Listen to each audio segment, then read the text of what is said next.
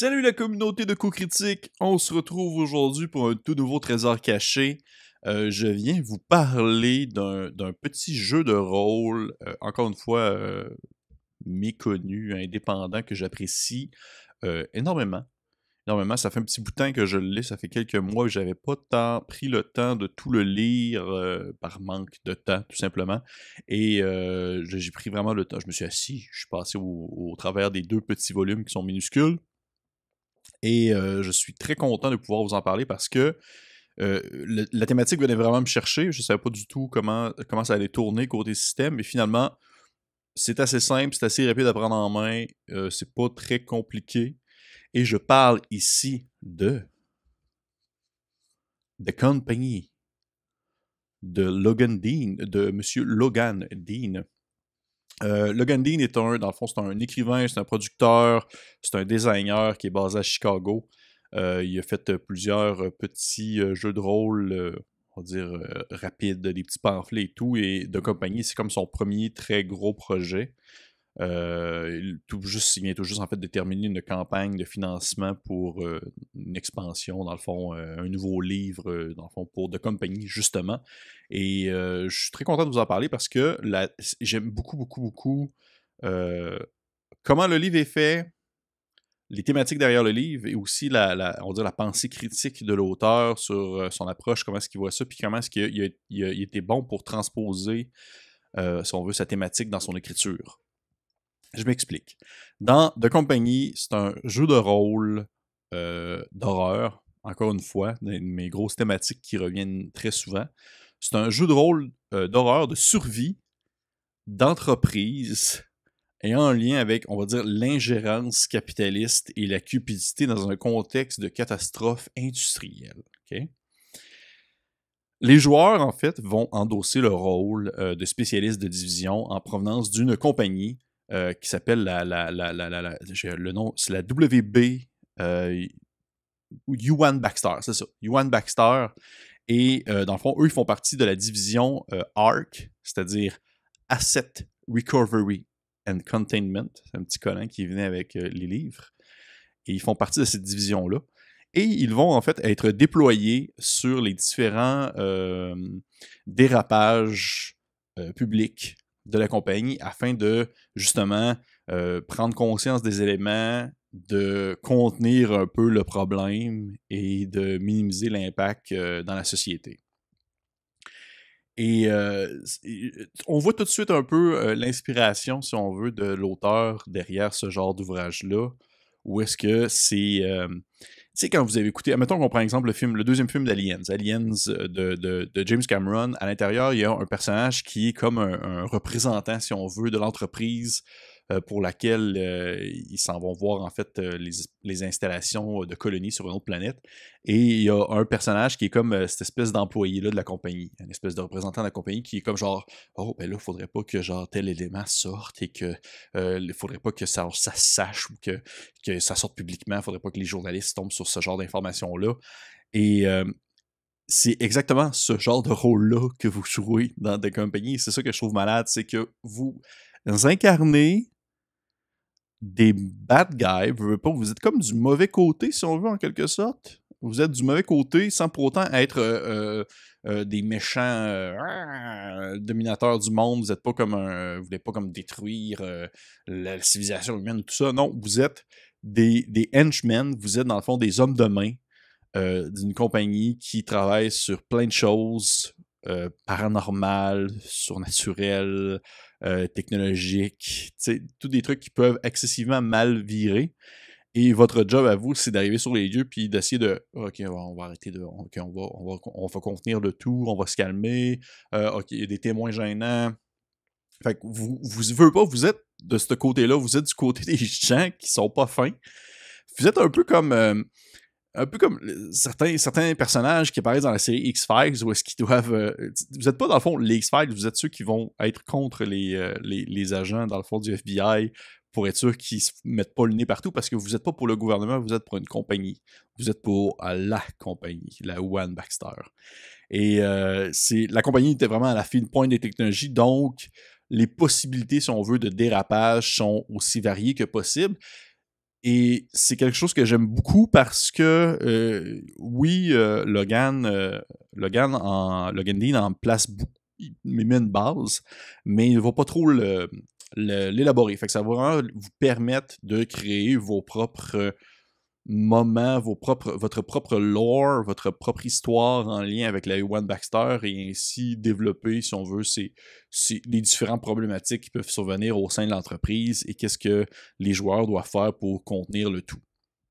Fait que tu sais, c'est vraiment, vous êtes envoyé sur le terrain et vous devez dealer avec la situation d'un point de vue où vous essayez de sauver euh, oui, tout ce qui entoure, l'intérêt de l'entreprise. Fait qu'on voit vraiment que c'est aussi il le dit lui-même, le Gandhi, il le dit lui-même, c'est une espèce de lettre d'amour à Resident Evil. C'est la Umbrella Corporation qui tente, si on veut, de nécessairement minimiser son impact en lien avec une invasion de zombies et autres.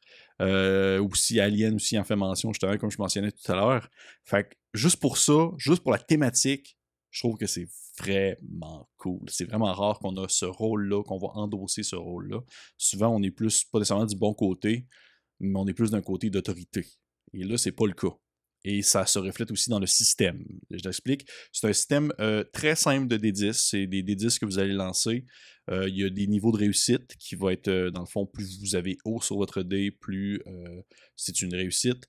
Plus vous avez bas, plus c'est un échec. Et il y a des variantes qui viennent s'intégrer sur votre jet. Admettons que vous lancez votre D10, mais vous n'avez pas 10. 10, c'est comme le meilleur résultat que vous pouvez avoir. En même temps que vous avez 7 ou 6, ben, vous pourriez réussir votre action, mais avoir du stress.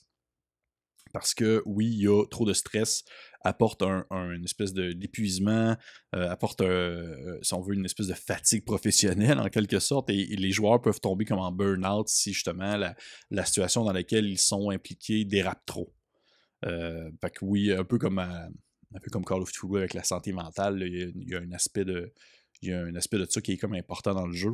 Tout de même, les personnages sont très minimes, dans le sens que vous n'avez pas nécessairement une grande fiche de personnages. Je veux juste en montrer une, par exemple. Euh, le scientifique, par exemple. Le scientifique, ici, j'ai... Scientifique. Et dans le fond, vous avez des perks lorsque vous incarnez votre personnage. Vous avez des talents qui vous sont uniques à vous. Il y a des talents qui sont généraux.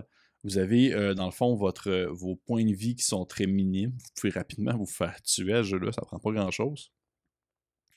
Vous avez des items. Il y a des skills qui représentent un peu... Vous n'avez pas nécessairement de caractéristiques comme force, constitution, intelligence. C'est uniquement des skills qui représentent le nombre des D10 que vous allez lancer pour accomplir, dans le fond, vos tâches.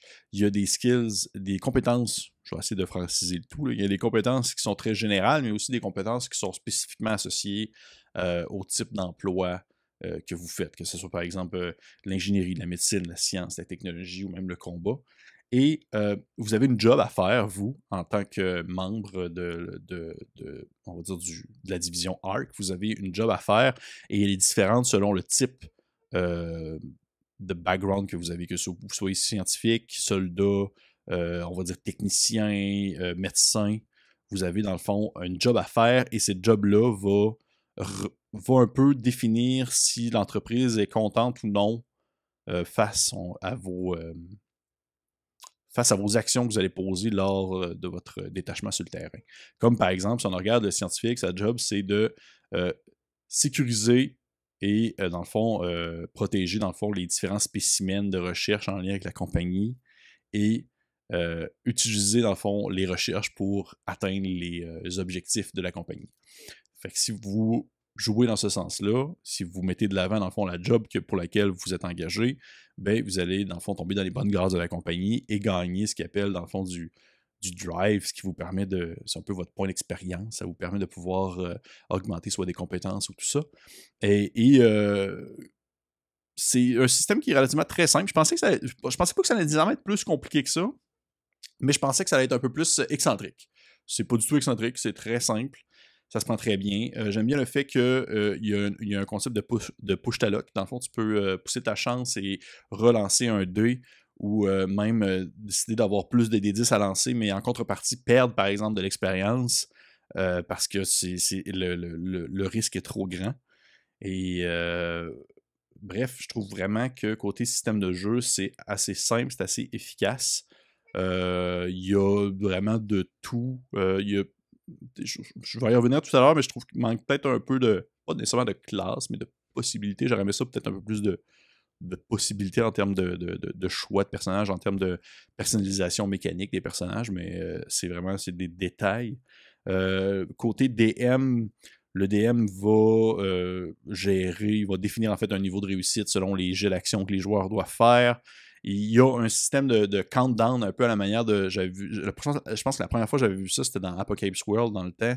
C'est une espèce de petite horloge qui se remplit à mesure que le temps passe et ça représente un peu en quelque sorte l'avancement des personnages et aussi l'avancement du scénario pour savoir si les personnages sont à jour avec la situation, s'ils sont capables de bien contenir les dérapages de la compagnie ou si ça va mal. Côté visuel, ben écoutez, on le voit là, c'est très simple. En fait, c'est quelque chose que j'aime vraiment beaucoup, le design et le visuel de l'ouvrage, parce que c'est beau, c'est élégant. Ça laisse transposer justement l'effet d'un guide d'employé. Tu sais. Vous pouvez pas vraiment le savoir, mais même au toucher, là, c'est comme du carton, c'est vraiment spécial. Et les quelques images à l'intérieur qui sont très cool, faites par, je pense qu'il s'appelle Dave Mitchell, je suis vraiment désolé si je me trompe dans le nom. Il y en a pas beaucoup, mais c'est très simple, c'est très sobre, mais en même temps, je trouve que ça laisse transparaître cette espèce d'aspect un peu on va dire, pas nécessairement manque de personnalité, mais je dirais que vous faites partie d'un tout. C'est que vous n'êtes pas nécessairement un individu, vous êtes un numéro en quelque sorte. C'est sûr qu'il y a toujours l'opportunité, si on veut, de personnaliser un peu plus votre personnage et donner un peu plus de saveur à ce niveau-là, mais côté design, côté visuel, même de la manière que c'est écrit, je l'ai mentionné tout à l'heure, Logan Dean a écrit ça de manière à ce que ça se lise comme justement comme un livret d'employé ou comme si vous receviez, comme si vous étiez un directeur, voyons, comme si vous gériez une équipe de travail, que vous arriviez sur un faux travail, puis vous feriez donner un petit ouvrage qui vous permettrait de savoir de bien comprendre comment est-ce que ça fonctionne ici. Les premières pages, c'est genre une espèce de petit accueil qui a été signé par la directrice des opérations, Lydia Saint-Clair, qui nous remercie d'avoir accepté de travailler pour la compagnie, la Warren Baxter. Et juste ça, je trouve ça très, très cool, la manière que c'est présenté, la manière que c'est écrit. C'est très corporatif. C'est très simple à lire. Je m'attendais à ce que ce soit peut-être plus compliqué. Je me considère pas bilingue, mais je trouve que ça se lit très bien en anglais. Côté critique, juste critique générale, j'aime beaucoup. J'aime ça. En fait, j'aime beaucoup, beaucoup, beaucoup la thématique. Ça fait très changement. Côté système, je trouve pas que c'est révolutionnaire. Ça me jette pas sur le sol, sauf que ça fait amplement la job. Ça peut facilement se prendre. Le thématique peut facilement se prendre et s'adapter, je pense, à un autre jeu. Mettons que vous êtes plus familier avec le pourcentage de Call of Duty, par exemple, des choses comme ça. Mais la thématique peut se garder à ce moment-là, je crois. J'aurais voulu peut-être avoir un peu plus de contenu dans les ouvrages en termes justement de talents généraux, de personnalisation de personnages, peut-être un peu plus d'outils pour aider les DM dans la création, si on veut, d'un scénario. Dans le livre du DM, dans le management manuel, il y a un scénario qui est proposé qui prend plus que la moitié de l'ouvrage, en fait. Ça s'appelle le Eurydice Facility. Ouais, c'est un petit scénario d'horreur qui se déroule dans une station sous-marine. Et j'aurais peut-être voulu en avoir un peu plus on va dire, d'outils pour les DM. Je trouve que ça manque à ce niveau-là. J'aurais peut-être aussi voulu avoir un peu plus de crunch, pas nécessairement de mécanique, mais justement un peu plus de trucs pour mettre de l'avant, si on veut, l'autorité de la compagnie sur les personnages. Oui, c'est mentionné, oui, c'est expliqué, il y a le concept du drive et tout ça. Sauf que j'en aurais pris peut-être juste comme un petit peu plus. Par contre, c'est ça qui est intéressant. Par contre, présentement, Logan Dean vient de finir sa nouvelle campagne participative pour une expansion de compagnie qui s'appelle le Red Book. Et dans le fond, à l'intérieur, il va y avoir une nouvelle classe de personnages qui est comme plus quelqu'un qui est un peu plus tourné vers le social pour justement discuter avec les médias et autres. Mais il y a aussi, dans le fond, des nouveaux trucs pour créer pour les DM, beaucoup d'outils justement pour les DM et 5 scénarios aussi qui vont être proposés. Fait que, pour vrai, j'ai juste très hâte de mettre la main sur ce petit livre-là pour peut-être vous en parler, mais du moins compléter, si on veut, cette gamme qui manquait peut-être un petit quelque chose, mais qui, malgré tout, je trouve, est une très belle ouverture vers tout nouveau style de jeu, une toute nouvelle thématique de jeu que je n'ai pas nécessairement tant exploré, mais qui vient beaucoup me chercher dans son approche. Fait que c'est tout. C'était de compagnie. J'espère que vous avez apprécié ça. Pour ma part, je suis vraiment content. Le livret était disponible sur Spear Witch. Je ne sais pas présentement s'il est encore. C'est une petite compagnie qui va vendre, dans le fond, différents types de jeux de rôle. Et elle était aussi sur Exalted Funerals. Je ne sais pas non plus si c'est encore disponible. Sinon, vous pouvez l'acheter en PDF facilement, soit sur DriveThruRPG, soit sur le Itch.io de Logandine. Il le vend aussi, c'est vraiment pas cher. Là. En même temps, l'ouvrage est tout petit, mais il vend ça vraiment pas cher.